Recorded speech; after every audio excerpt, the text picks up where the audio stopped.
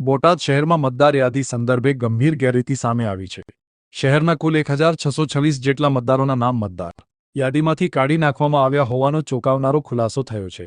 આ મામલે સૌથી ગંભીર બાબત એ છે કે અનેક જીવિત નાગરિકોને મૃત દર્શાવી તેમના નામ મતદાર યાદીમાંથી દૂર કરવામાં આવ્યા હોવાનું જાણવા આવ્યું છે. તેમજ કેટલાક નાગરિકો હાજર હોવા છતાં તેમને ગેરહાજર દર્શાવી મતાધિકારથી વંચિત રાખવામાં આવ્યા હોવાના આક્ષેપો પણ સામે આવ્યા છે. આ કારણે મતાધિકાર ગુમાવનારા નાગરિકોમાં ભારે રોષ ફેલાયો છે.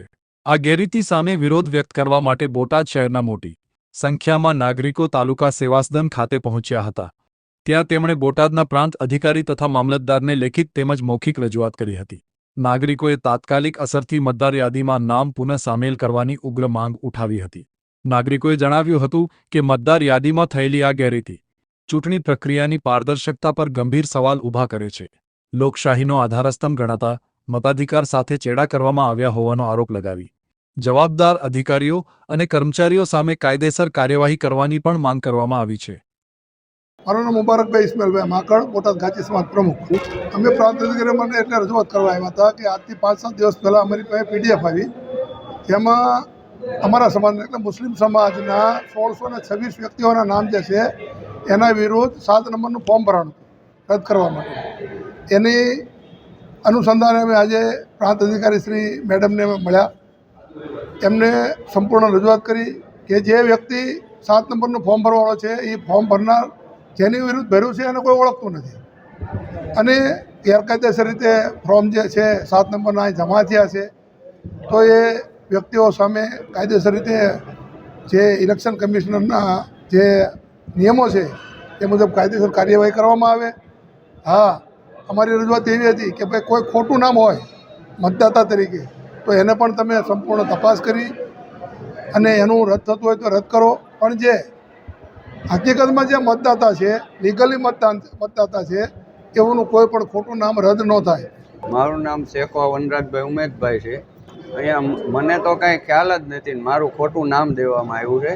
એટલે એના માટે લીગલી જે થાય છે એ હું કરવાનો છું કે ભાઈ મારું નામ આવી રીતે ખોટું કઈ રીતે આપવામાં આવે, કે હું કાંઈ જાણતો નથી, મેં કંઈ કોઈ જગ્યાએ સિગ્નેચર કે સાઇન નથી કરી, છતાં મારું નામ કેમ દેવામાં આવ્યું. એ જ છે કે અમે કોઈ વસ્તુ જાણતા નથી, છતાં અમારા નામ કઈ રીતે તમે લઈ લીધા. એમ અમે માંગ કરી અને અમે લીગલ નોટિસ પણ દેવાના છીએ અને અમારા નામ અહીંયા કોણ આવી રીતે રજૂ કરે છે એના માટે અમે સખ્તી જે કાર્યવાહી કાયદેસર થાય છે કરવાના છે.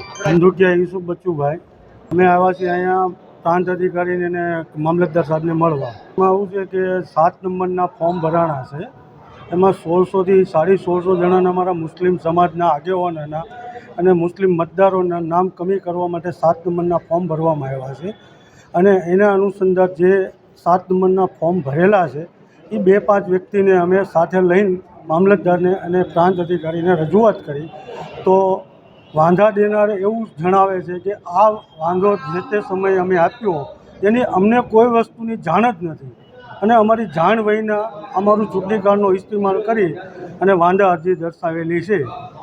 મારું નામ ગોહિલ સહદેવભાઈ ગુણવંતભાઈ છે. હું કાનિયાડનો રહેવાસી છું. અત્યારે હું પ્રાંત અધિકારી શ્રી પાસે આવ્યો છું. જે મુસ્લિમ સમાજના ચૂંટણી કાર્ડના નામ વિરુદ્ધ જે કંઈ વાંધા અરજી કરેલી છે એમાં મારા નામનું વાંધા અરજી છે. એમાં હું કોઈ જાણતો નથી અને મને ખ્યાલ પણ નથી એ અરજી મારા નામની કોણે કરી છે અને કાયદેસર કોણે એક મારા નામની અરજી કરેલ છે એ ખરેખર વ્યક્તિની શોધ થાય.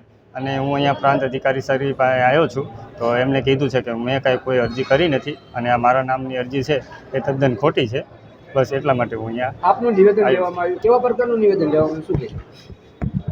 એમાં એ જ કે મુસ્લિમ સમાજ ભાઈઓ જે છે એમના ચૂંટણી કાર્ડના નામ જે કમી કરવાની જે વાંધા અરજી કરેલ છે એમાં મારું નામ જોઈન્ટ છે. તો એ અરજી બાબતથી તો હું કોઈ જાણતો પણ નથી, હું પરિચિત પણ નથી. જે વ્યક્તિ છે એનીથી પણ અપરિચિત છું, છતાં પણ મારું એ નામ એમાં ખોટું નાખેલું છે. તો એ કાયદેસર એની તપાસ થાય, બસ એટલા માટે.